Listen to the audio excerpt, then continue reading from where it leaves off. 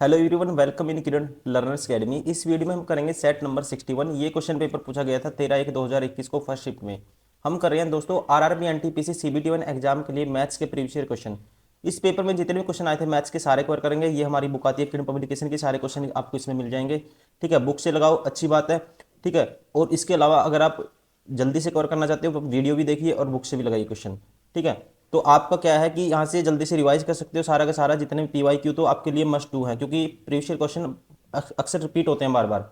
90% अगर आप सारे क्वेश्चन लगा लेते हो, इतने सारे क्वेश्चन हो जाते हैं कि आपका सिलेबस तो रिवाइज हो ही जाएगा। हम साइंस, मैथ्स, रीजनिंग सारे क्वेश्चन पेपर ऑलरेडी सोल्व कर चुके हैं। अभी हम NTPC पे है हमारा टारगेट। ठीक है, ग्रुप डी के लिए तो हम मोस्टली कर ही चुके हैं बहुत सारा कंटेंट। NTPC के भी मैथ्स कवर हो गया है कुछ सेट, और रीजनिंग पूरा कंप्लीट कर चुके हैं। अब स्टार्ट करते हैं ये वाला सेट। क्वेश्चन नंबर 1 है, a boy does 1/4 of the work done by the man in the same time. ठीक है, कहते हैं एक लड़का समान समय में एक आदमी द्वारा किए गए कार्य का 1/4 हिस्से के बराबर कार्य करता है। देखो, मैन और बॉयज की इफिशियंसी आ जाएगी। मैन अगर 4 करता है सेम टाइम में, तो बॉयज कितना करता है, एक। इफिशियंसी का रेशियो आ गया 4:1। 15 आदमी, 15 मैन 17 दिनों में पूरा कर सकते हैं काम को। ठीक है, 15 आदमी विशेष कार्य को 17 दिनों में पूरा करते हैं। यदि 3 आदमियों के स्थान पर 3 लड़कों को रखा जाता है, 3 आदमियों के स्थान पर 3 लड़कों को रखा है। देखो, ये टोटल वर्क आ गया दोस्तों। यहाँ से टोटल वर्क कितना आएगा, 15 गुना 4 गुना 17, 15 चौके 60, 17 छिके 102, 1020। ये काम करवाना है। अब 15 आदमी थे ना, जो कहते हैं यदि 3 आदमियों के स्थान पर 3 लड़कों को रखा जाता है। अब 15 आदमी थे, 3 आदमी, अब आदमी कितने रह गए, 12, और बॉयज कितने रख लिए, 3। तो ये काम कितने दिनों में पूरा होगा, मान लो x दिन में पूरा होगा। ठीक है, तो आप यहाँ से कहेंगे मैन की एफिशिएंसी 4 है, 12 चौक 48, और ये बॉयज की कितनी है, 3 है। 3 ये एक दिन में इतना काम करते हैं, और x दिन में ये काम करवाना है। ठीक है, 48 और 3 51, 1020 बटे में ये 51 बटे में आएगा। तो ये आएगा कितना, 51 दूनी 102, 20। ठीक है, तो काम कितने दिन में पूरा होगा, 20 दिन में। Option second is correct.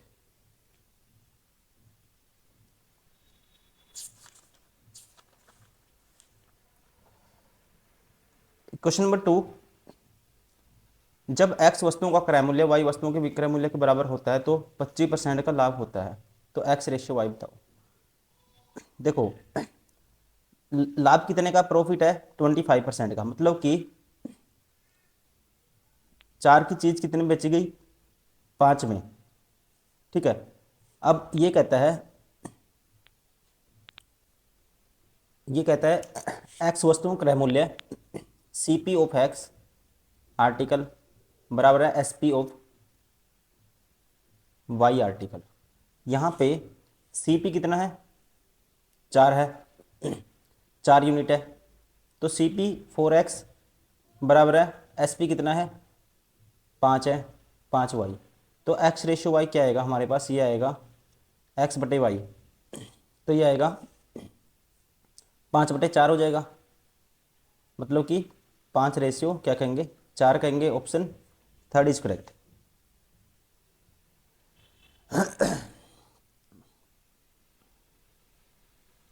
Question number 3, किसी संख्या को 45 से भाग देने पर शेषफल 28 बचता है, तो उसी संख्या को 15 से भाग देने पर कितना बचेगा दोस्तों। सीधा इसको 15 से भाग कर देंगे तो बचेगा कितना, 13। Option first is correct.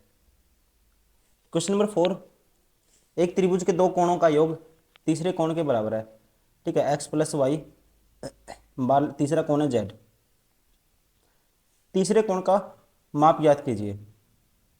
तीसरे कोण का माप याद, अब आपको पता है x + y + z कितना होता है, 180 होता है। ठीक है, तो यहाँ से x + y बराबर है z है, 2z की वैल्यू आएगी 180। तो z की वैल्यू क्या आएगी, 2 से डिवाइड कर देंगे, 90 डिग्री। तीसरा कोण आया 90 degree. Option first is correct. Question number 5, एक आदमी किसी कार्य को पहले 5 दिनों में 4 घंटा प्रतिदिन एक आदमी किसी कार्य को पहले 5 दिनों में 4 घंटा प्रतिदिन, अगले 5 दिनों में 5 घंटे प्रतिदिन और अंतिम 5 दिनों में 6 घंटे प्रतिदिन कार्य करके 15 दिनों में पूरा कर सकता है। यदि वह आधे घंटे के लंच ब्रेक के साथ प्रतिदिन 8 घंटा काम करता है तो वह व्यक्ति कार्य को कितने दिनों में पूरा कर लेगा।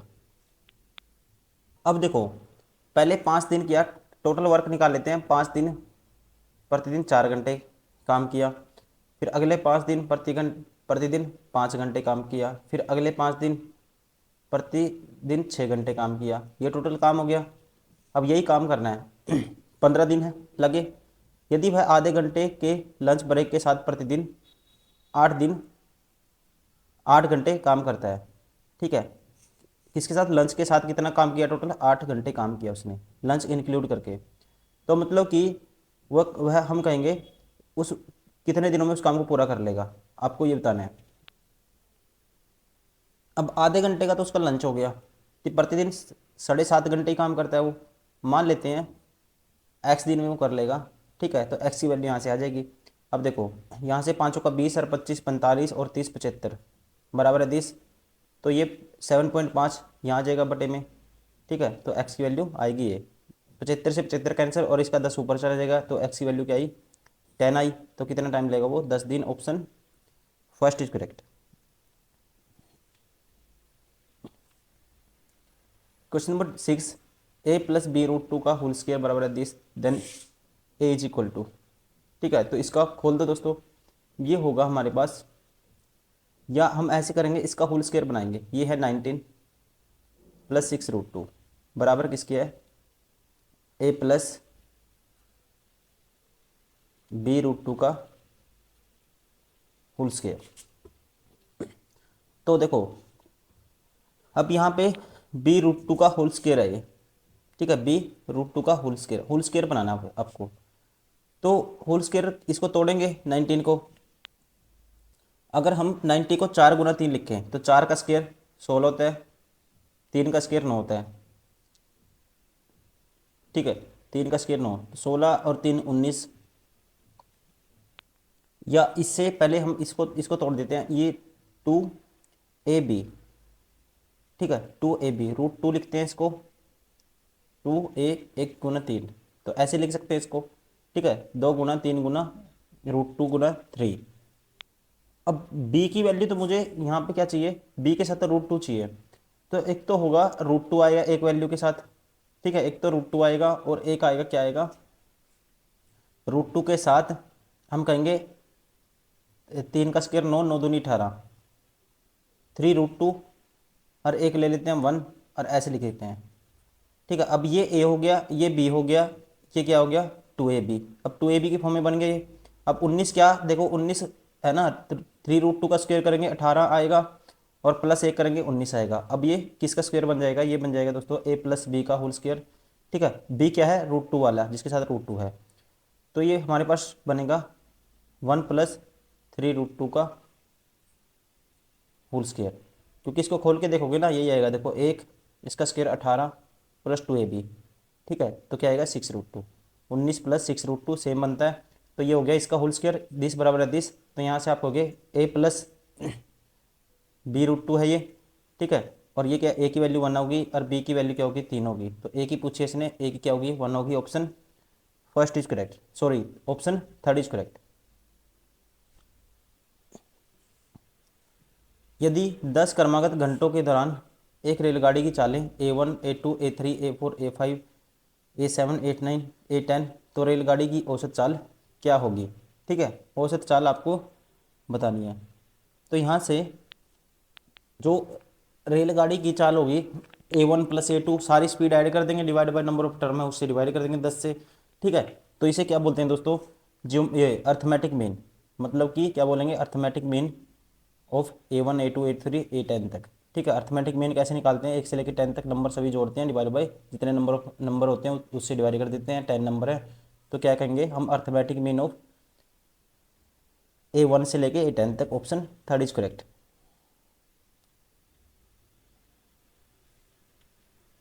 क्वेश्चन नंबर 8, एक लैपटॉप का मूल्य 27,000 रुपये है, 2 वर्ष की एक्सटेंडेड वारंटी के लिए आपको 15% की अतिरिक्त भुगतान करना होगा।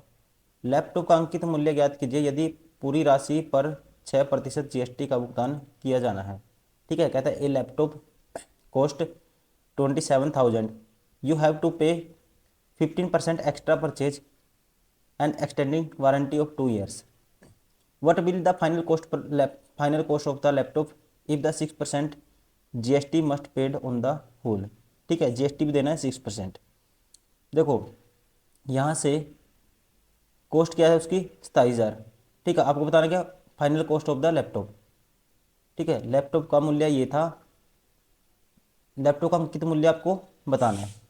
अंकित मूल्य क्या होगा दोस्तों, छूट देने के बाद ये आया है। ठीक है, तो आप यहाँ से कहेंगे जो 27,000 है, ठीक है, 27,000 का 115 क्यों? क्योंकि अगर आपको क्या करना है 2 साल की वारंटी चाहिए तो ये पे करना पड़ेगा, यही बात इसने कही है, और जीएसटी भी देना पड़ेगा। ये होगा 106/100। इसकी वैल्यू फाइंड आउट करनी है हमें। तो ये आएगा, देखो 3 जीरो से तो 3 जीरो कैंसिल हो जाएगी। अब 5 से काटूंगा 5 दूनी 10, 5 पे काटूंगा 23 आएगा। ठीक है, ये आएगा 123, 27 की गुना कर दो 106 के साथ, 2700 प्लस 27 छिक्का 27 पंजा 27 81, 27 चौका 100, 27 पंजा 135।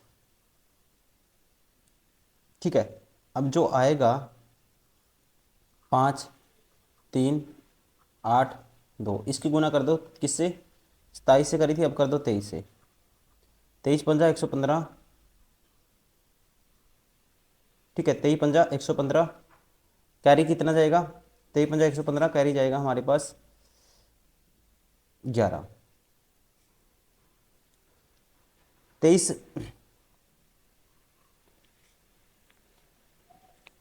ठीक है ना, देखो 2700 प्लस 27 छिक्का 27 पंजा 100, अच्छा 27 छिक्का दोस्तों हमने ये गलत कर दिया, 27 पंजा 135 था, आगे ये करना था आपको। या आप ऐसा करो, इसको यहीं पे काट दो, ये 53 आएगा, 53 की अब गुना कर दो इससे 23 से, फिर 27 से, 53 की 27 से करेंगे, 27 × 3 = 81, 8 कैरी जाएगा, 27 पंजा 135 और 8 143, इसकी कर दो 23 से। ठीक है, गुना किससे 23 से, 23 से कम 23, 2 कैरी, 23 69, 2 71। ठीक है, लास्ट में 13 आएगा, एक ही ऑप्शन है जिसके लास्ट में 13 है, option third is correct. Question number 9, Ram A पर है, श्याम बी पर है, एक दूसरे को और बढ़ते हैं, रास्ते में एक दूसरे से मिलने के बाद बी तक पहुंचने में राम को बी तक पहुंचने में 2 घंटा लगता है और श्याम को ए तक पहुंचने में 8 घंटा लगता है। यदि राम की चाल 40 किलोमीटर प्रति घंटा है तो श्याम की चाल ज्ञात कीजिए। दोस्तों ऐसा क्वेश्चन है ये। ठीक है, इसका डायरेक्ट रिजल्ट आप ध्यान रखेंगे जब ये किसी पॉइंट पे मिलेंगे। अब कहेगा कि इस पॉइंट से ये मान लो ए है, ये बी है, ठीक, राम यहाँ से चलता है, श्याम यहाँ से। अब ये मिलने के बाद है ना, ये टाइम क्या होगा, ये राम यहाँ से मिलने के बाद जो राम टाइम लेगा और यहाँ मिलने के बाद जो यहाँ तक पहुँचने में श्याम टाइम लेगा। ठीक है, इनका रेशियो होता है, स्पीड का रेशियो होता है S1 S2 डिवाइड बाय, ठीक है, हमेशा ध्यान रखेंगे, √T2/T1। अब S1 राम की स्पीड है 40, श्याम की बतानी है हमें, ये S मान लेते हैं श्याम की स्पीड, और टाइम T2 उसको लगता है, किसको, T2 कौन सा, ये T1 टाइम होगा और ये T2 होगा। T2 मतलब श्याम को पहुंचने में कितना टाइम लगता है, 8 घंटे लगते हैं, ए तक पहुंचने में 8 घंटे लगते हैं, ये होगा T2 सेकंड वाला टाइम, ये होगा T1, इसका रूट इसके बराबर है। तो यहाँ से क्या करेंगे हम, दोनों तरफ ये रूट में 8/2 था, और ये क्योंकि T1 की वैल्यू भी गिवन है 2, तो ये आएगा 4, 4 का रूट करेंगे क्या आएगा, 2 आएगा, तो 2 से काटेंगे ये आएगा 20। तो श्याम की जो स्पीड होगी वो क्या होगी, S20 km/h।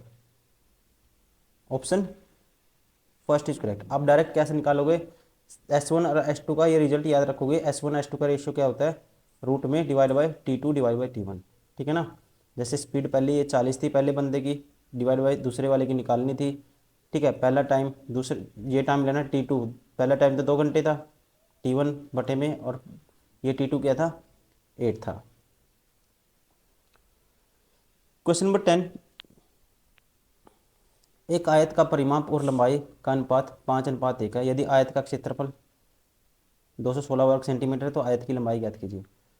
ठीक है, आयत का जो परिमाप है दोस्तों, आयत के परिमाप और लंबाई का रेशियो गिवन है। क्या है? 5:5x/1x कह सकते हैं। तो परिमाप क्या होता है? ब्रेथ मान लेते हैं, बी मान लेते हैं इसकी।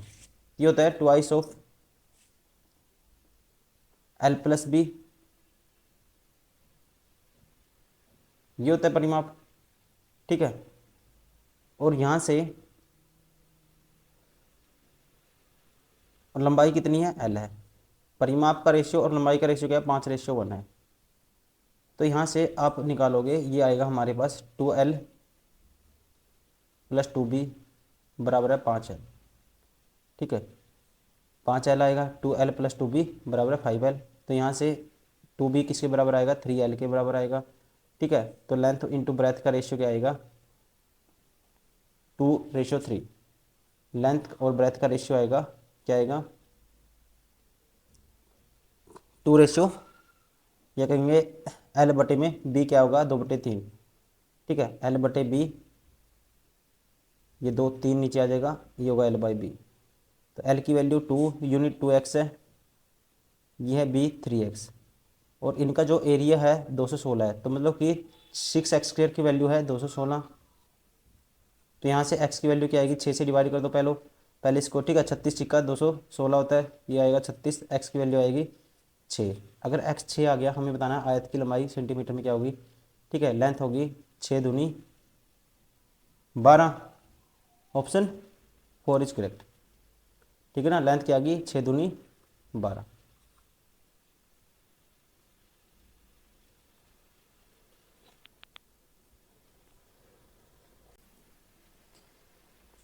Question number 11। एक चुनाव में उम्मीदवार ए को कुल मान्य वोटों का 75% के बराबर वोट मिले हैं। यदि कुल वोटों में से 15% वोट अमान्य घोषित किया गया और कुल वोटों की संख्या 56,000 है, तो ए के पक्ष में पड़ने वाले वोटों की संख्या ज्ञात कीजिए। टोटल वोट थे जी 56,000 नहीं है, 5,06,000 कह सकते, 60,000 कह सकते हैं इसको। इतने हैं, 4 जीरो है 6 के आगे। अब इसमें से 15% तो इनवैलिड हो गए। 15% की फ्रैक्शन होती है 3/20, तो 17/20 के होंगे, वैलिड होंगे। अब इसका 75% से ए जीत गया, वैलिड थे ये। इसका 75% वोट मिले हैं उसको, इसका तो वही बताने ए को कितने मिले। इसका 75% मतलब 3/4। तो यहाँ से दोस्तों ये काटेंगे, 0 से तो 0 कैंसिल, एक और 8×56, ये आएगा 7,000। गुना करना आपको 7,000 की 17×51 से, तो ये आएगा 3 जीरो तो आएंगी और 7 से कर दो, 7 एकम 7, 7×5 35, 35,700 या sorry 3,57,000। Option second is correct. Question number 12। एक बाल्टी में दूध और पानी का अनुपात 2:1 है में मिलाया जाता है। यदि दूध और पानी का अनुपात 1:2 करना हो तो मिश्रण में पानी की मात्रा कितनी मिलाई जानी चाहिए। कहता है in a bucket milk and water are mixed in the ratio 2:1। If the ratio of the milk and water is to be 1:2, the quantity of water to be add in the mixture. Milk and water, ठीक है, बाल्टी में दूध और पानी का अनुपात 2:1 है। और करना क्या है? यदि दूध और पानी का अनुपात 1:2 करना हो तो मिश्रण में पानी की कितनी मात्रा मिलाई जानी चाहिए। ठीक है, तो देखो दोस्तों कितनी मिलाई जानी चाहिए। आप कहेंगे यहाँ पे कितना है? 3 यूनिट है, यहाँ पे 3, और क्वांटिटी ऑलरेडी सेम है। अब आपको क्या करना है? पानी की मात्रा क्या करनी है? ऐड क्या करना है? पानी ऐड करना है आपको। ठीक है, तो यहाँ पे आपको बताना है मिश्रण में पानी की कितनी मात्रा मिलाई जानी चाहिए। अब पानी मिलाने की बात हो रही है, ठीक है, तो पानी मिलाने के बाद पानी कितना ऐड करना चाहिए? यहाँ पे 1:2 करना अनुपात 1 यूनिट। लेकिन ध्यान रखेंगे दूध तो सेम ही रखना है, तो दूध तो दोनों तरफ पहले सेम करेंगे, दूध सेम करेंगे, तो यहाँ पे 2 से मल्टीप्लाई कर दो, ये होगा 2, ये हो जाएगा 4। ठीक है, मतलब 2 4। तो यहाँ पे कितना पानी मिलाया आपने? पानी कितना मिला दिया? ठीक है, अगर ये रेशियो करना था दोस्तों, आपने मिला दिया 3 यूनिट। ठीक है, 3 यूनिट। पहले मिश्रण कितना था, 3 यूनिट था, अब मिश्रण है कितना, 6 यूनिट।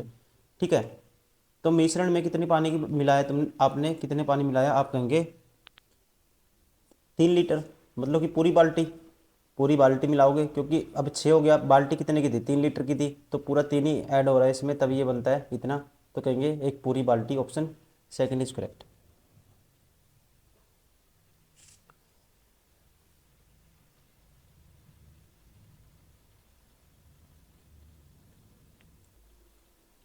क्वेश्चन नंबर 13, यदि समानांतर चतुर्भुज की भुजाएं 3x+2, 5x+4 और इसका परिमाप 44 सेंटीमीटर और क्षेत्रफल 64 वर्ग सेंटीमीटर है, तो इसकी भुजाओं के बीच बने न्यून कोण का मान ज्ञात कीजिए। ठीक है, कौन बताना है दोस्तों हमें। मान लो समानांतर चतुर्भुज है, कोई भी ऐसे है, इसका परिमाप तो है कितना, 44 है, और भुजाएं क्या क्या है इसकी, परिमाप क्या होता है, ट्वाइस ऑफ, इसका परिमाप क्या होगा, सारी लेंथ जोड़ देते हैं, ट्वाइस ऑफ L+B, या सारी लेंथ जोड़ दो, ये होगा 3x+2 है, एक है 5x+4। ठीक है, यहाँ से ट्वाइस ऑफ L+B होता है कितना, 44 के बराबर, तो इसको 2 से काट दूंगा डायरेक्ट कॉमन लेके, ये होगा 22। 3 और 5 8x, ये 6 उस साइड माइनस हो जाएगा, 16 आएगा, तो x की वैल्यू आएगी 2। ठीक है, अगर 2 आएगी, एक भुजा होगी 8। ठीक है, एक होगी 8 और एक कितनी होगी 14, और क्षेत्रफल कितना है, 64 है, क्षेत्रफल है इसका 64 है। तो आपको बताना क्या है, एंगल। ठीक है, तो इसकी भुजाओं के बीच बने न्यून कोण का मान ज्ञात कीजिए। ये वाला एंगल बताना है दोस्तों आपको, मान लो। ठीक है, भुजाओं के बीच कौन सा एंगल है, एक भुजा ये है, एक भुजा ये है, ये एंगल थीटा की वैल्यू बतानी है आपको। अगर मैं यहाँ पे क्या करता हूँ, हाइट ड्रा कर देता हूँ, ये है मान लो हाइट है, तो यहाँ से हम निकालते हैं साइन थीटा। देखो इसका एरिया क्या होता है, इसका एरिया होता है, ये है साइन थीटा की, पहले हाइट निकालनी पड़ेगी उसके लिए। ठीक है, ये परपेंडिकुलर निकालना पड़ेगा हमें, ये होता है परपेंडिकुलर। इसका एरिया क्या होगा, तो बेस 8 है, हाइट मान लेते हैं h है, और एरिया है ये 64। तो h की वैल्यू यहाँ से क्या आई हमारे पास, 8 आई दोस्तों। ठीक है, h बराबर है 8 आया यहाँ से। ठीक है, ये बेस इंटू हाइट, इसका एरिया होता है, ये h की वैल्यू 8 आ गई, तो यहाँ से साइन थीटा किसके बराबर आएगा, साइन थीटा, ये 8 है, लंब बटे करण होता है, तो लंब तो 8 है, करण कितना है, 14 है, 8/14। तो मतलब कि साइन थीटा की वैल्यू 8/14, मतलब कि 4/7। अगर साइन थीटा कितना है, 4/7, तो थीटा की वैल्यू क्या होगी, देखो थीटा आपको पता है, इसकी वैल्यू कितने किसके बराबर आएगी, 7×5 5 पॉइंट समथिंग आएगी इसकी वैल्यू। ठीक है, 7×5 = 35, 0 पॉइंट कहेंगे, आधे से थोड़ी सी ज़्यादा आएगी, 0 पॉइंट समथिंग, 0.5.6 ऐसे कुछ आएगी, 0.5 मतलब आधे से कुछ ज़्यादा आएगी इसकी वैल्यू। तो आप कहेंगे, और आपको पता है साइन 30 की वैल्यू होती है 1/2, तो 30 डिग्री से तो ये बड़ा है। ठीक है, साइन 30 से तो ये वैल्यू बड़ी है, साइन 30 से तो ये बड़ी है, कौन सी, ये वाले एंगल। ठीक है, किसकी, साइन थीटा की वैल्यू ये थी, साइन 30 से तो बड़ी है साइन थीटा की वैल्यू, जो 4/7 है, और छोटी किससी है, साइन 60, सॉरी 60 पे, साइन 60 कितना होता है, √3/2 होता है, √3/2, 60 पे वैल्यू ये होती है √3/2। तो √3/2 दोस्तों ये होगा 1.3/2 की वैल्यू क्या होती है, √3 की वैल्यू होती है 1.7 समथिंग होती है। ठीक है, अब इसका इसका जब हाफ करोगे ना आप, तो ये होगा 8.5, मतलब इससे बड़ा आएगा ये, इससे, ये तो साइन 30 तो इससे छोटा है, और ये इससे बड़ा आएगा साइन 60।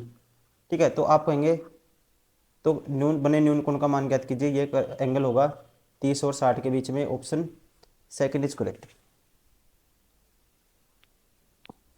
क्वेश्चन नंबर 14, एक आयत की लंबाई उसकी चौड़ाई से 3 मीटर अधिक है, और परिमाप आंकिक मान उसके क्षेत्रफल के बराबर है, तो इसके विकर्ण का मान पूर्णांक, विकर्ण का मान का पूर्णांक भाग ज्ञात कीजिए। कहते हैं कि rectangle has length is 3 metre more than its width.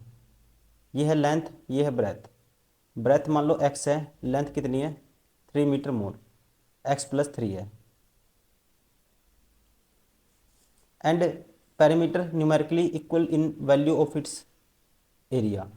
ठीक है, पेरीमीटर होता है दोस्तों ट्वाइस ऑफ l+b, मतलब 2x+3 क्या होगा, twice of l+b, twice of 2x+3। ठीक है, ये होगा। और ये किसके बराबर है, equal in value of area. Area क्या होगा, लेंथ इंटू ब्रेथ, ब्रेथ होता है x इंटू में है x+3, इसके बराबर है। तो यहाँ से आपको निकालनी है, आपको विकर्ण की लंबाई बतानी है। ठीक है, डायगोनल आपको बताना है। तो यहाँ से पहले इसको सोल्व करेंगे, तो इसको सोल्व करते हैं। ये आएगा 4x+6 बराबर आएगा x² + 3x। तो x² प्लस ये इधर आके माइनस का हो जाएगा, माइनस के हो जाएगा x, और -6 बराबर है 0। गुणा गुणा करके -6 आना चाहिए, जोड़ घटा करके माइनस के x आना चाहिए। ठीक है, तो यहाँ से क्या आएगा हमारे पास x² -3x माइनस ये प्लस के 2x -6 बराबर है 0। तो x कॉमन लेंगे, एक बच होगा x -3, -2 कॉमन लेंगे तो ये होगा x प्लस ये, या आप ऐसे करो +2 कॉमन ले लो तो x -3 होगा ये। तो x -3 x+2, माइनस में तो लेंथ नहीं होगी, तो x बराबर क्या आ गया 3। ठीक है, अगर x की वैल्यू 3 होगी दोस्तों तो ब्रेथ कितनी होगी 3 और लेंथ होगी 6। ठीक है, तो अब आपको बताना है विकर्ण का मान ज्ञात कीजिए। विकर्ण क्या होता है, l² + b²। तो l² मतलब 36, 6² और इसका स्क्वायर 3² 9, √45। ठीक है, √45 करोगे, √45 किसके बराबर आएगा, ये आएगा जब इसको निकालोगे। ठीक है, अब 36 से तो बड़ा ही है, 36 का √6 होता है, और 36 से बड़ा है मतलब कि 6.5 से बड़ा आएगा ये। ठीक है ना, देखो √45 की वैल्यू निकालनी है मुझे एग्जैक्ट। अब किसके स्क्वायर से बड़ा है, 6 के स्क्वायर से बड़ा है, 7 के स्क्वायर से छोटा है। 6 का स्क्वायर, जिसे छोटे वाले को लिखते हैं पहले, हम नीचे लिखते हैं। ठीक है, अब इनका गैप कितना है, 36 और 45 का गैप है कितना 9, बटे में करेंगे 6 दूनी 12। ठीक है, तो 12 से 84, 6.7 समथिंग आएगा। तो किसके बराबर आएगा, option first 7। Question number 15,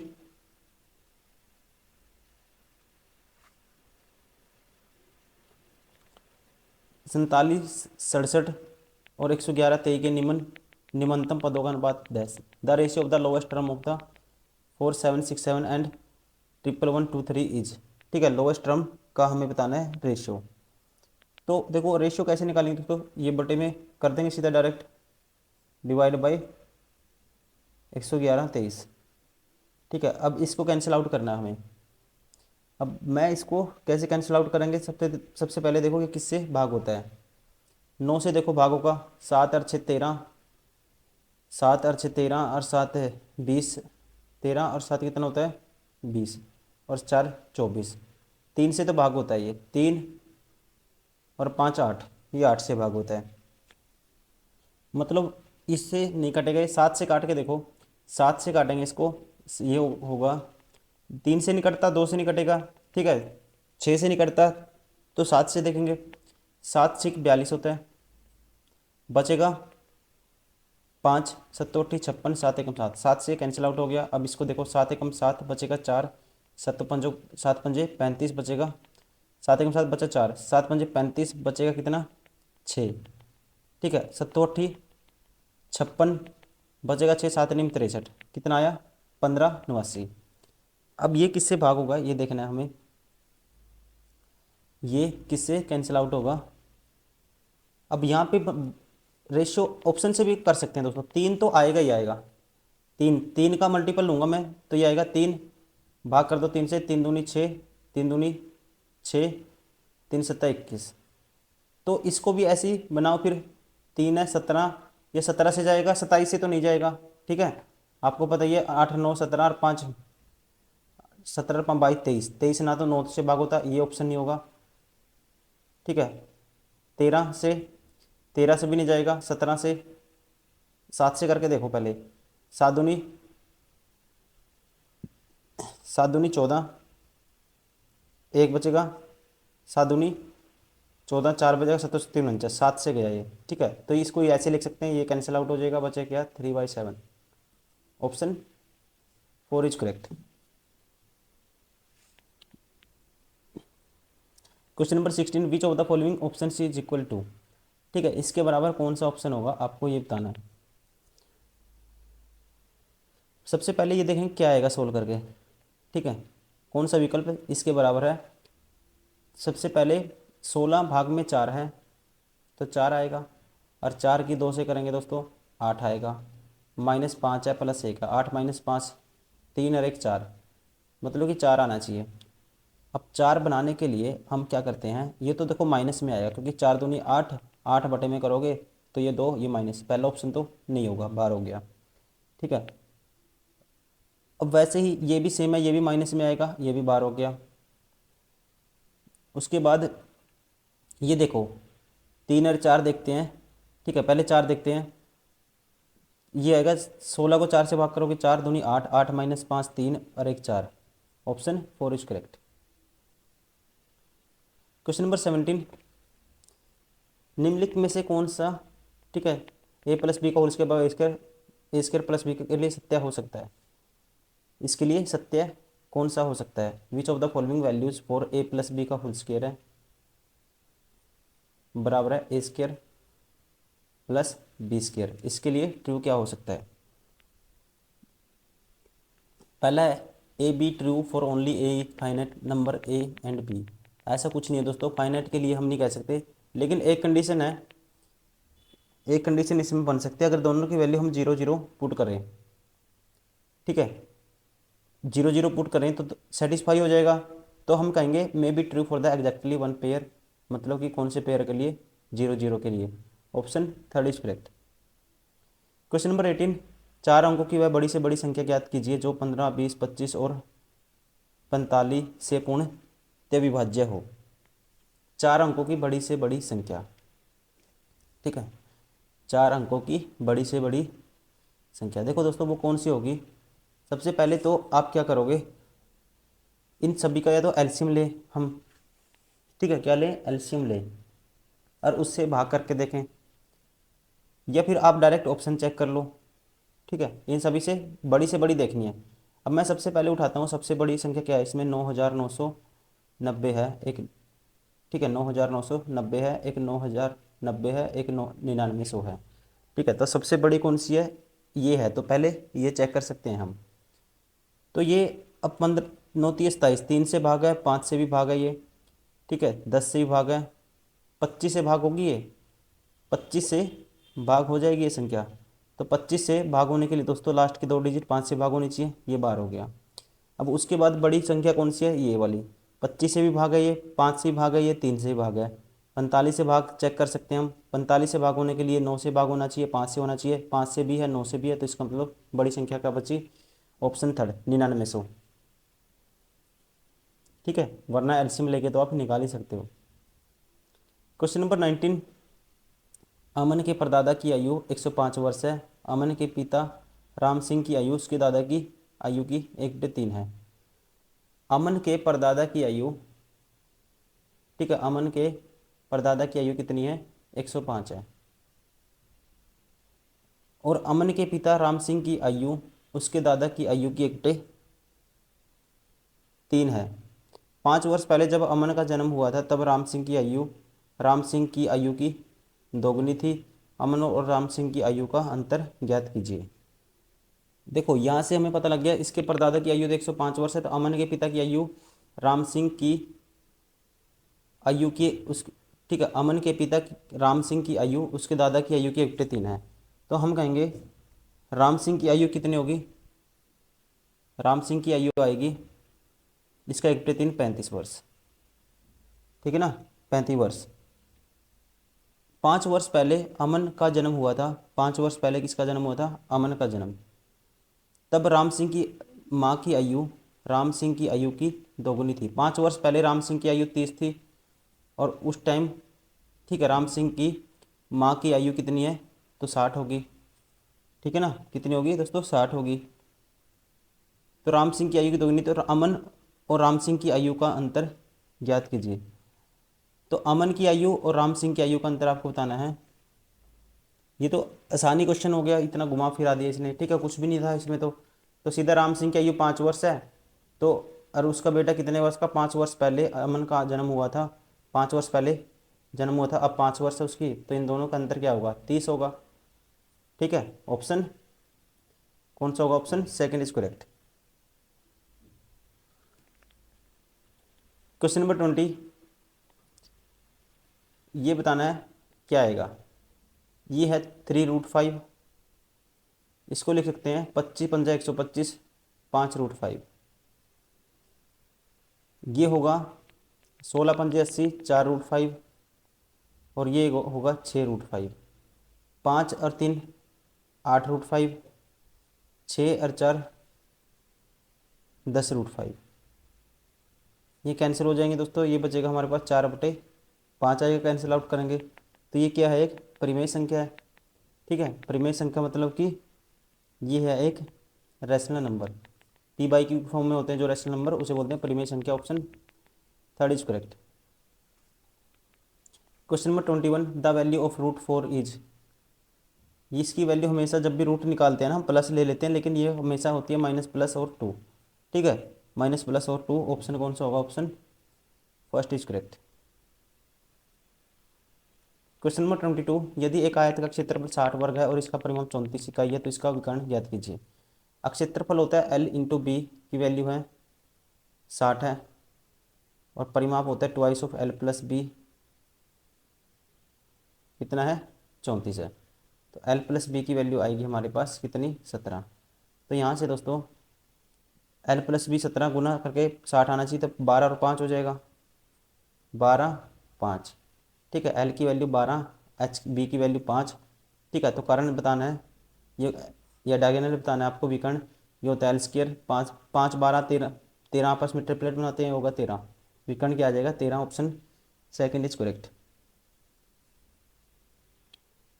question number 23, माना n एक बड़ी से बड़ी संख्या है जिससे 1320 को विभाजित करने पर समान शेषफल बचता है, तो n संख्या n के अंकों का योगफल ज्ञात कीजिए। कहता है let n be the greatest number such that when 1300, ठीक है, और 4660 and 6900 are divided by n। जब इनको n से भाग करते हैं तो रिमाइंडर सेम बचता है। ठीक है, the sum of digit of n is. देखो सेम रिमाइंडर बचाना है दोस्तों आपको हर कंडीशन में। जो सेम रिमाइंडर बचाएगा वो क्या होगा, इन तीनों संख्याओं का HCF। ठीक है, ये कहेंगे इन तीनों संख्याओं का डिफरेंस का HCF। ठीक है, HCF निकालने का तरीका क्या लेते हैं, इन संख्याओं का HCF कैसे निकालेंगे, पहले डिफरेंस लेते हैं।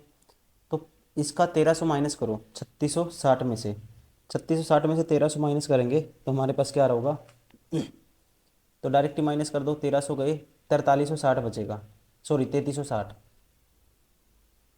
अब AB का डिफरेंस लिया, फिर BC का लो, यहाँ से यहाँ तक पहुँचने के कितना ऐड करना पड़ेगा, तो ये है 340, तो ये हो गया दोस्तों, और 1900 हो गया, 1900 और 340 2240। तीसरा नंबर इनका डिफरेंस लो, ये होगा 1300 माइनस कर दो 6900 में से, तो ये आएगा हमारे पास 5600। अब इन सब का HCF हमें निकालना है।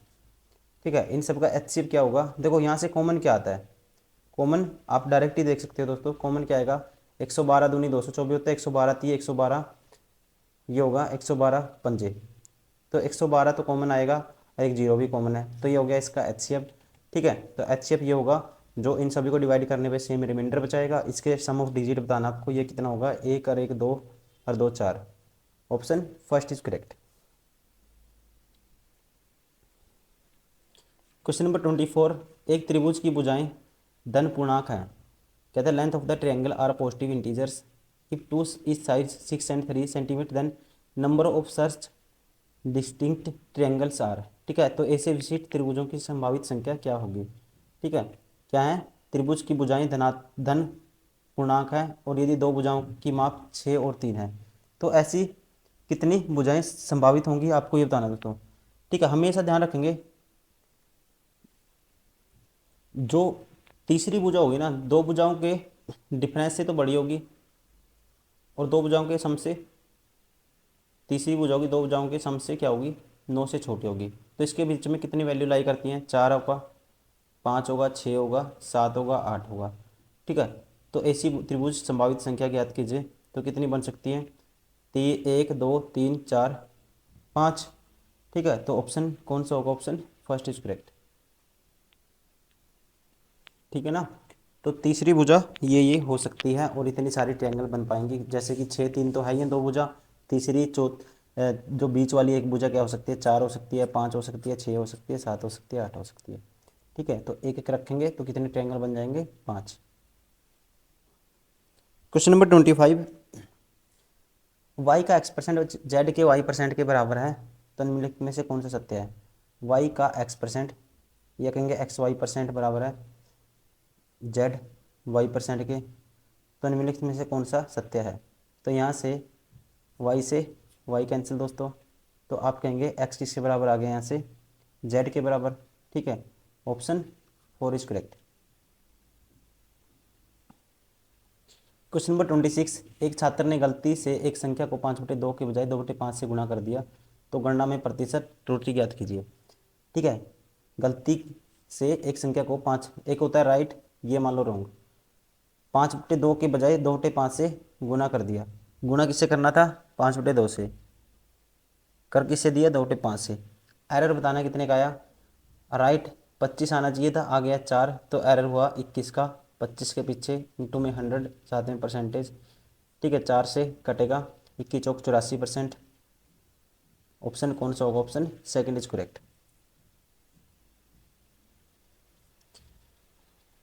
क्वेश्चन नंबर 27, द नंबर 1.1 ये 21213 dash dash minus this is dash is an है, क्या आएगा। ठीक है, ये नंबर है दोस्तों, ये क्या आएगा हमें ये बताना है। तो ये क्या है, एक एप्रीमेय संख्या है। ठीक है ना, मतलब कि इरेशनल नंबर है। ऑप्शन 4 इज करेक्ट, क्योंकि ये लगातार चलता जा रहा है। ठीक है, तो इसे कहेंगे ये क्या है, एक इरेशनल नंबर है। Option 4 is correct. देखो 1, क्योंकि ये 1 था, फिर 1 2 3 2, फिर आगे 1 2 3 4, फिर 1 2 3 4 5। ठीक है, तो ऐसा नंबर है जिसको पी बाई क्यू की फॉर्म में नहीं लिख सकते। ये क्या है, एक इरेशनल नंबर है, अप्रिमेय संख्या। परिमेय क्या होती है, जो इसको पी बाई क्यू की फॉर्म में लिखा जा सकता है। क्वेश्चन नंबर 28, एक आदमी ने एक निश्चित राशि में एक घोड़ा खरीदा और 8% की हानि पर बेच दिया।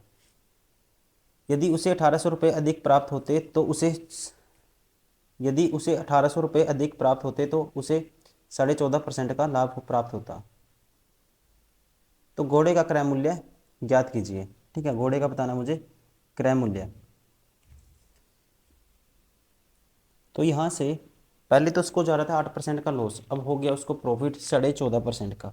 तो यहाँ लॉस होने से प्रॉफिट 14.5% तक पहुँचने के लिए कितने का गैप आया दोस्तों, 22.5% का। ठीक है, और यहाँ पे कितना पैसे एक्स्ट्रा मिलते उसको, जब 14% तक पहुँचना था 1800, जब कहाँ तक कवर करता वो 8% लॉस से लेके 14.5 प्रॉफिट तक। तो इसका मतलब this is equal to this. तो यहाँ से हम कहेंगे 45% डिवाइड बाई 2 लिख सकते हैं इसको, बराबर 1800। तो एक 100% की वैल्यू निकाल दो। ठीक है, क्रय मूल्य बताना है, तो 1% की वैल्यू आएगी, डिवाइड बाई 1800 काट दो, 45 चौका 180 होता है, ये आएगा 40, और ये 2 पे काटूंगा 80 आएगा। और 100% से 100 से गुना कर दो दोनों तरफ, तो यहाँ भी करेंगे तो ये आएगा 8000। Option third is correct. Question number 29, एक आयत के अंदर 1250 पाई वर्ग सेंटीमीटर अक्षेत्र वाला एक अर्धवृत्त खींचा गया। ठीक है, आयत के अंदर, ये है मान लो आयत, इसके अंदर 1250 पाई वर्ग सेंटीमीटर क्षेत्र वाला एक अर्धवृत्त खींचा गया। अर्धवृत्त का व्यास लंबाई सम पे कोइंसिडेंट है, आयत का क्षेत्रफल ज्ञात कीजिए। जो व्यास है ना, ऐसे जो वृत्त का व्यास ये होगा, तो ये जो वृत्त का व्यास है, ठीक है, ये आयत की क्या है, लंबाई है। तो आपको बताना है आयत का क्षेत्रफल। तो वृत्त का व्यास दोस्तों निकालेंगे, यहाँ से रेडियस निकालेंगे पहले। आयत का, एक आयत अंदर 1250 वर्ग सेंटीमीटर अर्धवृत्त, अर्धवृत्त का क्षेत्रफल क्या होता है, पाई आर स्क्र बाय 2। ठीक है, पाई आर स्क्र डिवाइड बाय 2 की वैल्यू 1250 है, तो पाई से तो पाई कैंसिल होगा। ठीक है, तो यहाँ से 2500 आर स्क्र बराबर है 2500 हो जाएगा, 2 मल्टीप्लाई हो गए क्रॉस, तो आर की वैल्यू 50 आ गई। ठीक है, अगर 50 आ गई तो ये क्या है, व्यास के बराबर है। तो व्यास क्या होता है, इसका डबल होता है रेडियस का, ये होगी लंबाई होगी 100, लंबाई 100 होगी दोस्तों, और ये कितनी होगी, ये त्रिज्या होगी, कितनी होगी, 50 होगी। तो क्षेत्रफल क्या होता है, लंबाई गुना चौड़ाई। ठीक है, तो 100 की 50 से गुना करोगे, ये आएगा 5000। Option first is correct. Question number 30 last question है इस पेपर का। संख्याओं x और y का अनुपात x 4:5 है। यदि x का मान z से 20% अधिक है और y का मान z से कितना अधिक है। देखो x है और y 4:5 में है, ये मान लो कोई संख्या z। यदि कहता है x का मान z से 20% अधिक है, ठीक है, तो x का मान है जो z से 20% की फ्रैक्शन अधिक, मतलब 6/5 है इसका। तो यहाँ से आप कहोगे z की वैल्यू आएगी 5 का 20/6, काटेंगे 10/3, तो z की वैल्यू 10/3, 3 से मल्टीप्लाई कर देंगे सभी को, तो ये हो जाएगा 12, 3 पंजे 15, और ये इसके बटे में 3 था वो कैंसिल आउट हो जाएगा। तो y का मान z से कितना अधिक है, तो y का मान z से 5 अधिक है। ठीक है, 5 अधिक है किसके पीछे, 10 के पीछे, इंटू में 100, साथ में परसेंटेज, ये कितना आएगा दोस्तों, 50%। Option 4 is correct, option 4 is correct. तो ये हो गए दोस्तों हमारे सारे वो क्वेश्चन जो इस क्वेश्चन पेपर में पूछे गए थे सेट नंबर 61 में। और ये पेपर हुआ था, मैं बता चुका हूँ आपको, ये हुआ था 13/1/2021 को फर्स्ट शिफ्ट में। तो आप इसको लगातार प्रैक्टिस करिए। ठीक है, और अगर डाउट आए तो आप कमेंट कर सकते हो। ठीक है, तो इस वीडियो में इतना ही, फिर नेक्स्ट वीडियो में करेंगे next set. Thank you, bye bye, take care.